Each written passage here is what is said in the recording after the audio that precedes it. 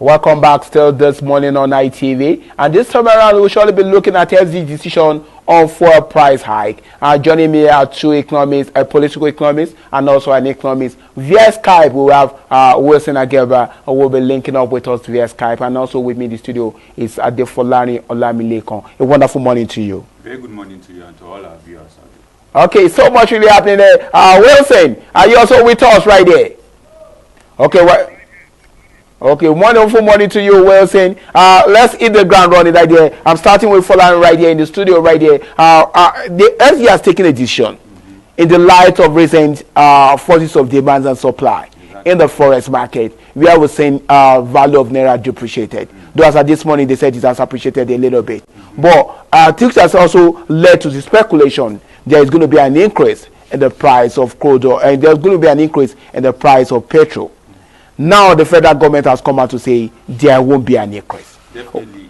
But before you respond on this particular issue, so many of us are worried. We've been following events as it's been unfolding the last 2 or 3 months. Does it also mean the federal government is finally going back to subsidizing petrol? That should be the expected norms as we expect from the government. But what is really happening is for us to look at what is happening at the global level. Right now, Bonny Light, which is our own crude oil that we normally export for Nigerian soil, is now $88 per barrel.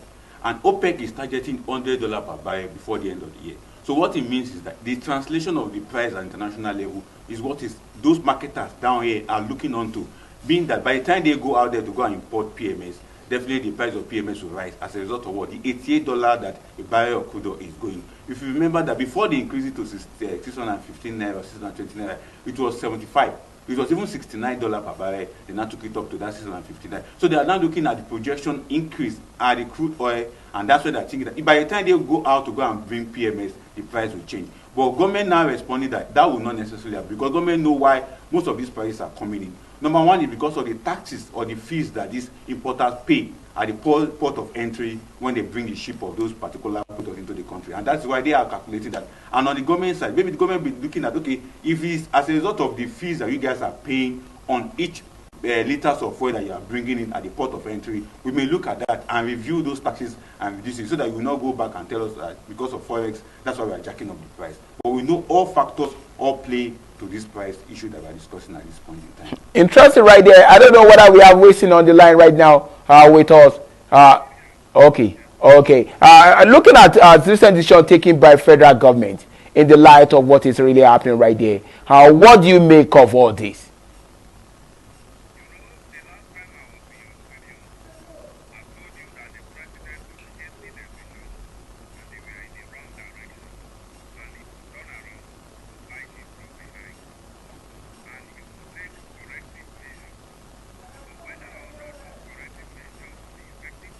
Okay. Other Mr. Wilson, we'll try to really, I think we are having little connection issues right there. But just hold on your thought right there. We'll get back to you. Let me quickly take Folarin, probably when we'll get back to you right there. Okay. He was saying something before we get talking about hasty decision taken by the federal government on the issue of this subsidy. What do you make of that? I don't think it could be an hasty decision on the part of the government, because the tension right now is that the government must be proactive. And as I said earlier, there are some indices on the part of the government that the government can quickly work on. Just like the fees, the charges that are being paid at the port of entry when they import these things. If you look at the template of importation of PMS, at landing cost is around 585 naira per liter of a PMS. Now, the landing cost at that point is not the totality of the price that they bought it when they are coming in. It could be less than that. But by the time they begin to pay all the other charges that the port will charge them, it will result to 585 naira per liter of oil. By the time they transport those liters of oil down to up north here, is that 620, 630 that we are buying it. But government is not hesitating, but to look at, or what we may encourage the government is that look at the laws that guide the fees that these guys are paying at the port of entry. If they can review it downward, then definitely it could help us. But for us to say that the government is hesitation in time trying to be so fast on this particular one, I won't agree to that. But because the government also know that there's a politics around the prices of fuel importation in Nigeria that they can work on, and that has been the stand of Labour, that this thing that we are saying we are buying at 615, 620 is not supposed to be so. If government really want to work on the price modulation or the price template that we have in the country, the fuel will be less than 600 that we are talking about. And that is the angle that most of us must encourage the government to toy, not to look at the forex issue that the marketers are heaping on. And the marketers that we are heaping on forex knows that they are enjoying forex at the higher-in window. The 56 individuals that are importing fuel at this point in time are enjoying free hand to get forex from the government. NNPCs have been supporting them, CBN has been supporting them, so they should not be claiming and complaining about forex. Rather, we know that what they are looking at is the international price of crude oil, which is peaking right now at $88 per barrel. And that is particularly the Nigerian product, the Nigerian what they call it, the crude oil Bonny Light that we are exporting across the world. And that is just what it is at this point in time. But you mentioned labor in the light of some of the things being brought forward today. But a lot of us see labor as more of a toothless bulldog. No, they are acting. Because so many instances, so many things they've not been able to achieve. And at times, what they protest about is not totally agreed upon by the citizenry. No, the issue is this. There are 7 agreements they had when this particular policy was brought.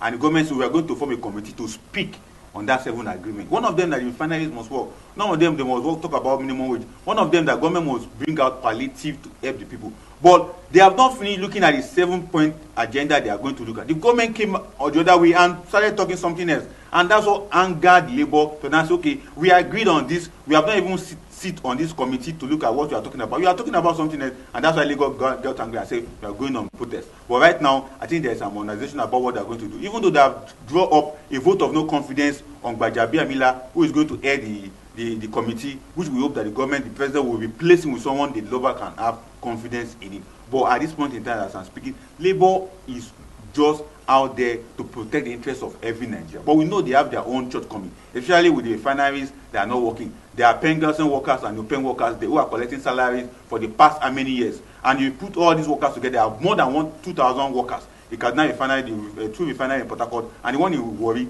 And government is spending about 125 billion on a yearly basis to pay these guys for salaries. Labour and the rest of them are collecting dues for. We know they have their own shortcomings in there. But what we have been speaking so far is that government have not been forthcoming in embracing what they started with Labour initial stage. And that's what made Labour to be angry with them.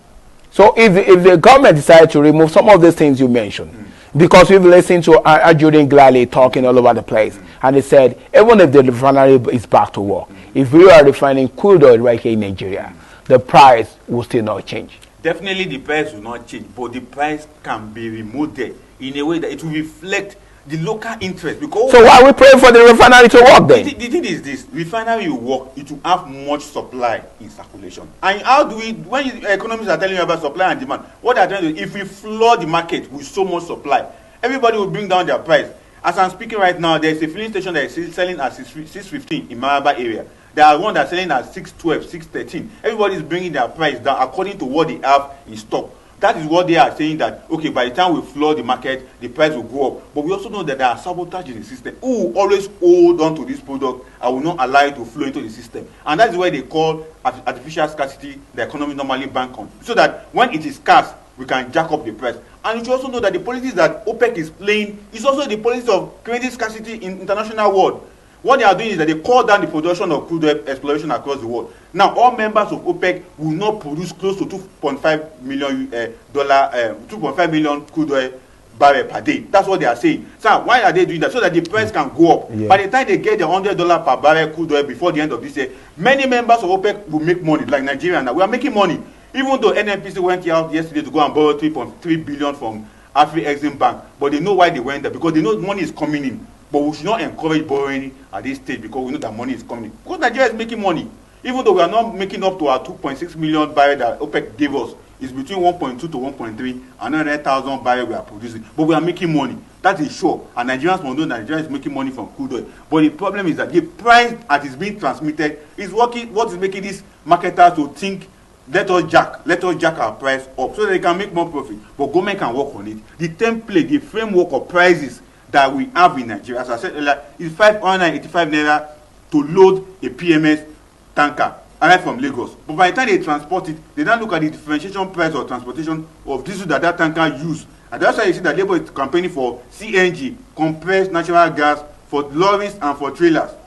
Because that is more cheaper than diesel. And if we put all these mechanisms in place, we will have a stable supply of PMS, and the price will definitely shrink down. Even though in the West African region, our is the most cheapest, but that doesn't mean that because it is most cheapest, we should not bring sanity to the environment of our oil and gas sector. Okay, I'm going to hold your thought a little bit right there. Go, Fulani. You can be emphasizing that it's not for a subsidy. What government has been able to do is to remove some level of taxation that they imposed on it. How sustainable is this process for federal government? It's very important. Just like what we discussed earlier on the issue, talking about tax harmonization. Yeah. If you discover that what the federal government is going to do at the top level, at the central level, is that they want to cut off some multiple taxation processes that hinder investment in the country. The same thing is happening in the crude oil and gas sector of Nigeria. A lot of multiple taxation is happening, even though we have encouraged importation. By the time we cut off the multiple taxation in importation of PMS, it will reduce.